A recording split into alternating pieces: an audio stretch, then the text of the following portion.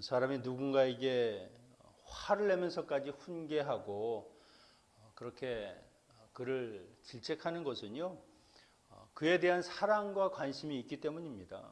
아무런 관심도 없고 그냥 애정도 없이 그냥 완전히 포기했다고 하면 그래 뭘 해도 잘한다, 그냥 아무 상관없이 그래 좋다 좋다 그냥 뭐 그런 빈말을 던지면서 그냥 좋은 관계만 쌓으면 되는 것이죠.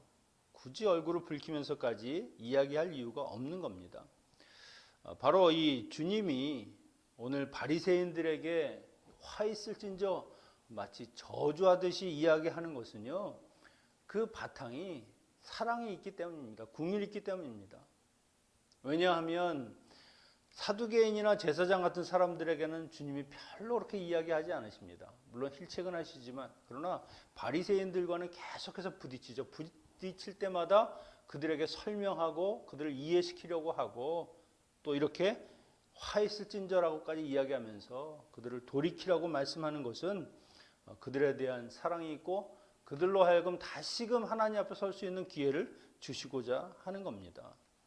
주님의 마음은 이들을 보면 애가 타는 것이죠.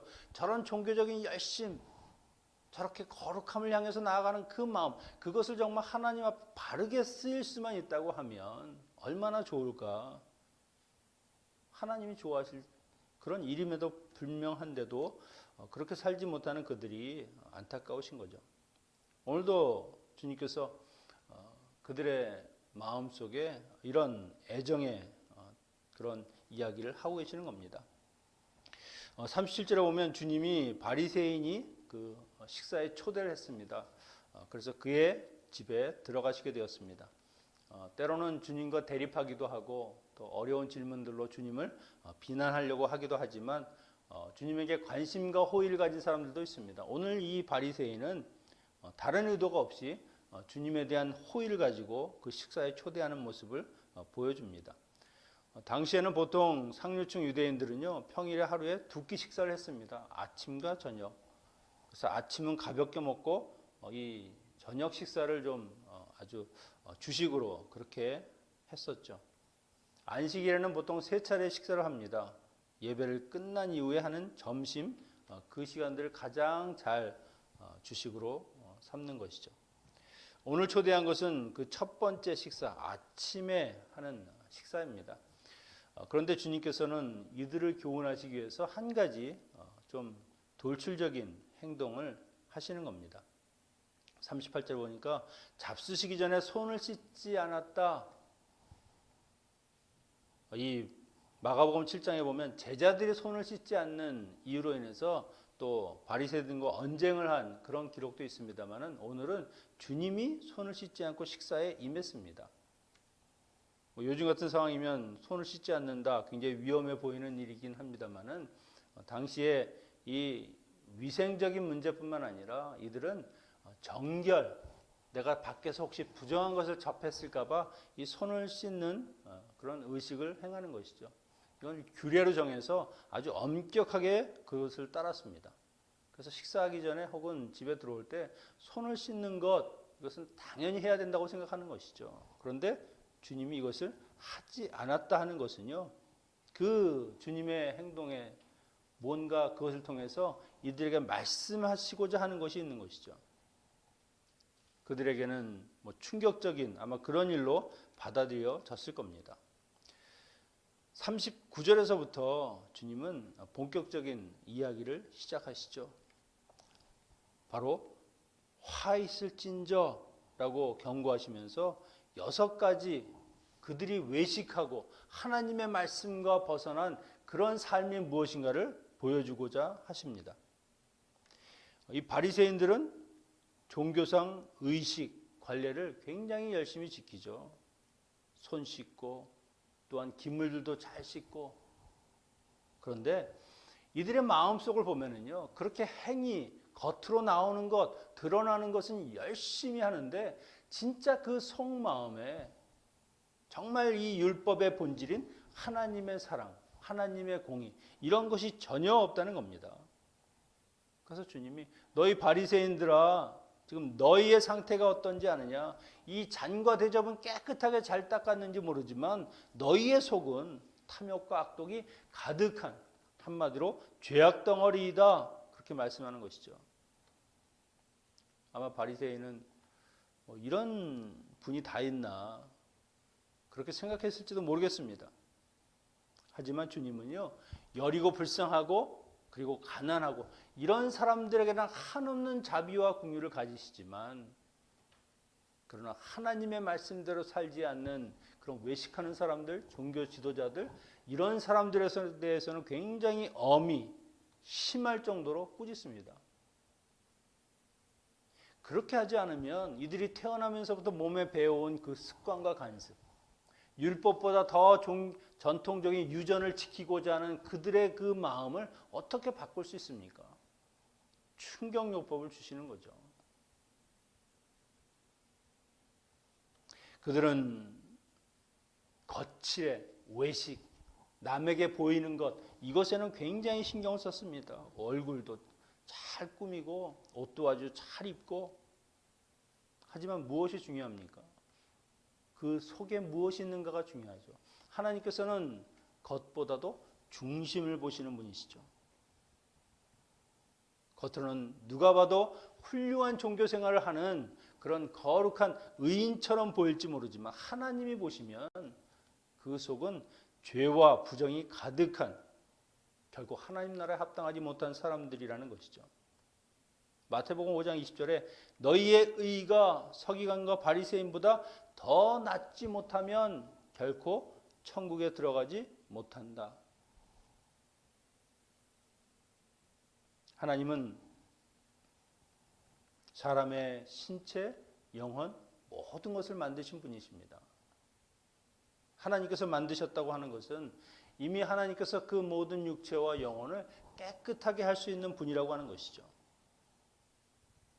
이들이 정말 자기의 것이 아니라 속을 내가 온전히 하나님 앞에 드려지고 하나님께 신실하게 살아가는 그런 마음만 있다고 하면 하나님이 그렇게 바꿔주신다는 겁니다. 그럼에도 불구하고 이들은 손만 씻으면 다 되는 줄 알고, 율법만 지키면 다 끝나는 줄 알고, 정작 하나님이 보시는 그 마음의 중심은 깨끗하게 하는 하나님의 사랑으로 채우는 일은 외면했다는 것입니다.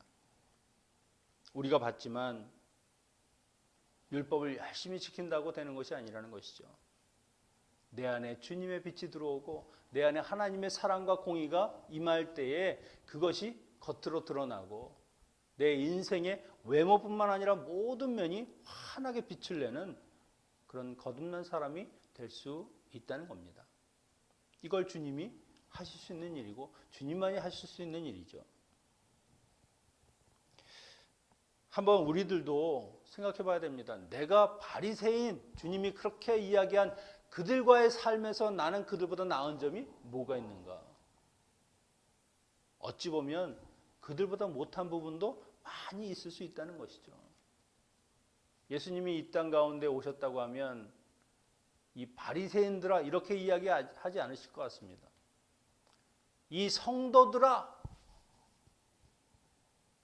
너희의 겉은 꾸미는지 모르지만 정말 너희의 속마음은 하나님을 향하고 있느냐? 하나님을 정말 사랑하고 있느냐? 내가 보기엔 그렇지 않은 것 같다. 이렇게 이야기하실 수도 있다는 것이죠. 형식적인 예배, 그냥 형식적으로 드리는 그런 헌금과 그런 삶의 모습, 하나님은 그런 것을 원치 않으시는 겁니다. 얼마나 요즘 기독교 사람들의 비난과 손가락질을 받고 있습니까? 저는 그것이 결코 그 세상 사람들과 우리가 다르기 때문만은 아니라고 생각합니다. 한번 우리의 삶도 비춰봐야죠. 정말 하나님 말씀대로 예수 그리스도께서 원하시는 그런 삶을 살아가고 있는가? 그럼에도 불구하고 비난을 받는다? 그러면 그건 상관없습니다. 주님은 먼저 이들에게 이야기하시는 그 내용들, 한번 나의 지금의 신앙생활과 무엇이 다른가, 혹시 내게도 바리새인과 같은 그런 잘못된 것은 있지 않은가 하는 것을 한번 살펴보시기 바랍니다. 주님 먼저 이들에게 너희가 가진 재물, 그것을 연약하고 가난한 자들에게 나누어주는 구제를 통해서 스스로 하나님 앞에서 깨끗해지라. 내가 변화되었고 이제는 이전에 내가 살던 그런 삶의 모습이 아니라 하나님의 사람으로 바뀌었다는 것을 보여주라는 것을 요청합니다. 하나님을 사랑하면 분명히 그것이 바깥으로 드러나게 되어 있다는 것이죠. 겉으로뿐만 아니라 그 속도 하나님의 사랑이 보여지는 그런 삶이 된다는 겁니다.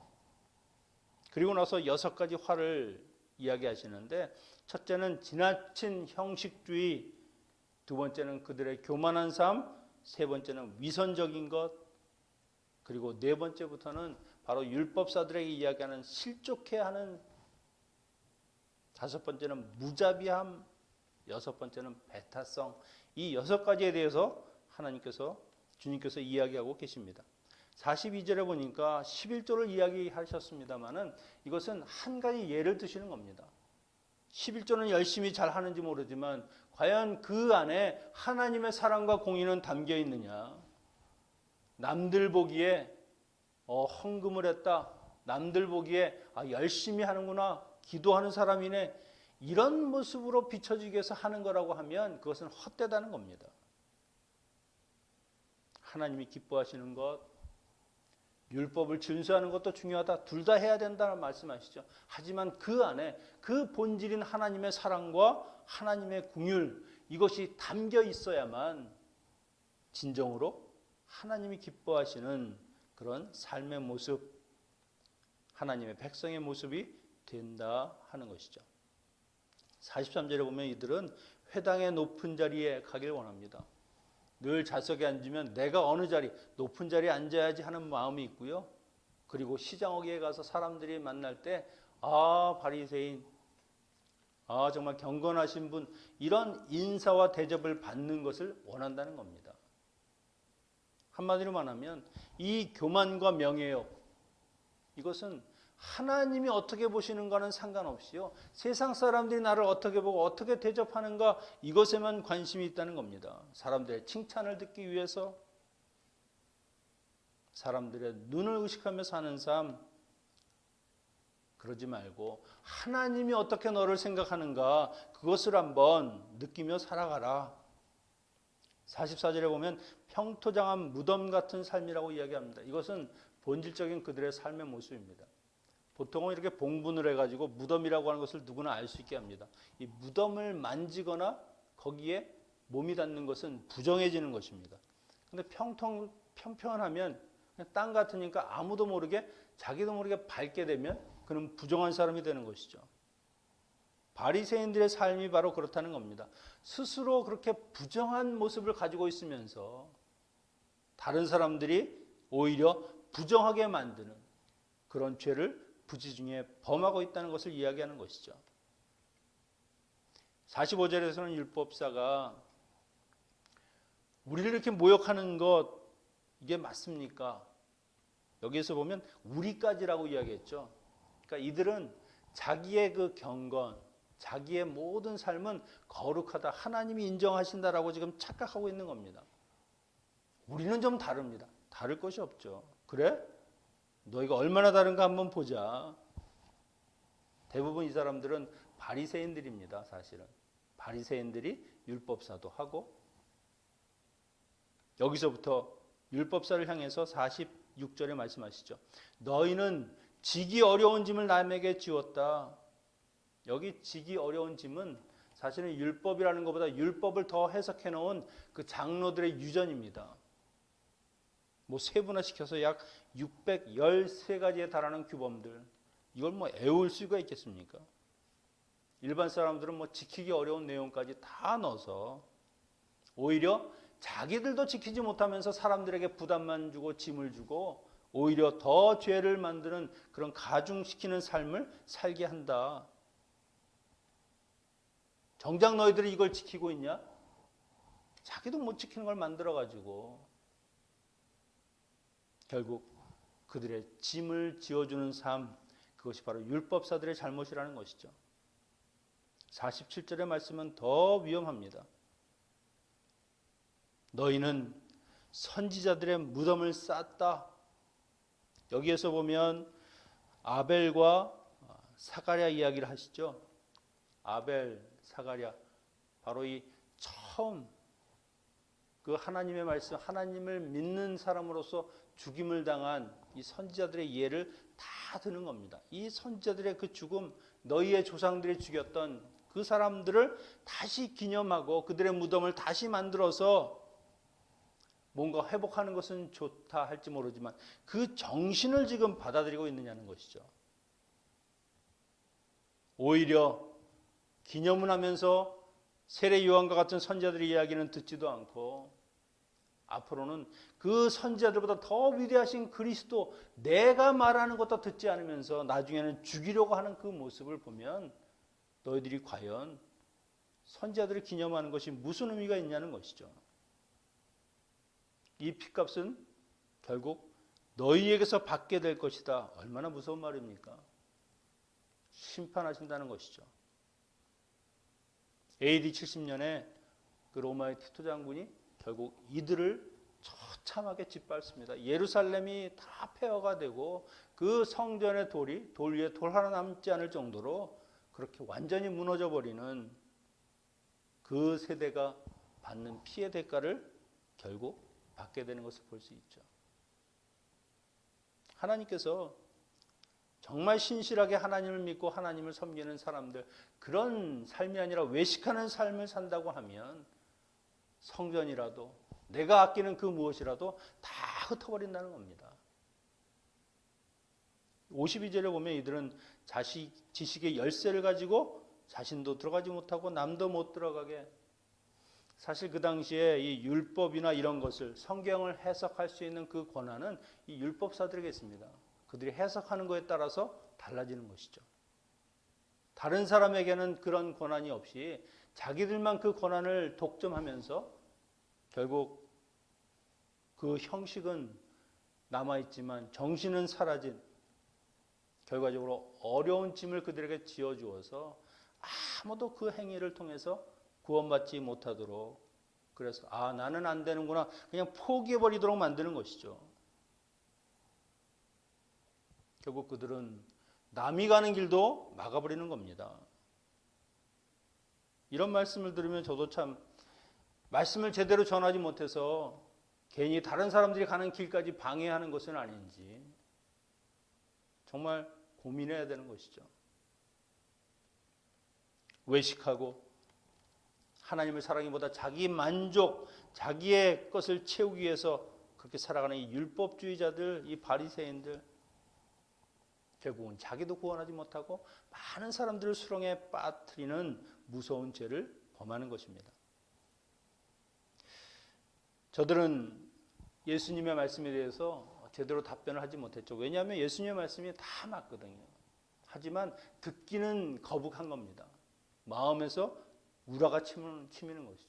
그래서 마지막에 보면 그들이 예수 그리스도를 공격하고 막 더 힐문하고 말로 되지 않으니까 힘으로 밀어붙이는 것을 볼 수 있습니다. 정말 이 종교 지도자들의 모습, 외식하는 것뿐만이 아니라 자기들과 다르고 자기를 누가 험담한다고 하면 그것을 참지를 못하는 겁니다. 그냥 광분해서 마치 미친 사람처럼 그런 추한 모습까지 다 보이는 것을 볼 수 있습니다. 여러분, 하나님의 자녀들은요, 겉모습, 행위, 그것보다 더 중요한 것, 물론 그거 둘 다 해야 된다고 말씀하셨죠. 그것뿐만 아니라 더 중요한 것은 우리의 속사람입니다. 겉과 속이 다 깨끗하게, 정말 하나님이 원하시는 그런 삶을 사는 것이 얼마나 중요한지 모릅니다. 형식은 내용을 담는 그릇이죠. 그릇에 무엇이 담겼느냐 하는 것이 중요한 겁니다. 비록 겉은 조금 후패하고 좀 보기에는 누추해 보일 수 있습니다만은 그 안에 정말 제대로 된 보화, 예수 그리스도가 바르게 담겨 있다고 하면 그 사람은 하나님이 기뻐하시는 사람이라는 것이죠. 오늘 바리새인들의 이야기를 통해서 과연 나의 신앙생활, 내 삶은 어떤가? 주님 보시기에 무엇이라고 하실 것인가 하는 것을 한번 점검해 보시기 바랍니다. 정말 내가 오직 하나님만을 의뢰하고 하나님을 전적으로 신뢰하며 살아가는지, 그래서 내 안에 성령님께서 나를 그런 길로 인도해 주시기를 간구하고 있는지, 아니면 아직도 세상적인 것, 외적인 것, 보이는 것에만 치중하며 살아가는 것은 아닌지 한번 좀 깊게 생각하고요. 더욱더 우리의 안, 우리의 속, 이것을 강화시키고 더욱 든든히 해갈 수 있는 그런 저와 여러분 되시기를 축원합니다. 기도하겠습니다. 아버지 하나님, 바리새인들을 신란하시면서 그들에게 온전히 하나님의 사랑을 품고 하나님을 섬기기를 원하셨던 것처럼 저희들에게도 주님께서 진정으로 주님을 사랑하는 사람, 하나님의 사랑하는 자녀들이 되는 것을 원하시는 줄로 믿습니다. 무엇보다 우리의 삶을 한번 되돌아보게 하시고 겉이 아니라 속이 실한 사람들, 정말 온전히 하나님을 섬기며 하나님을 사랑하는 주의 자녀들이 맞는지 한번 확인해보는 오늘 하루가 되게 하여 주시옵소서. 또한 우리에게 부족한 것이 있을 때 주님이 채워주시고 성령님께서 인도하셔서 더욱더 하나님의 보시기에 아름다운, 하나님이 기뻐하시는 삶을 살아가는 저희들 되게 하여 주시옵소서. 예수님의 이름으로 기도하옵나이다. 아멘. 주기도문으로 마치겠습니다.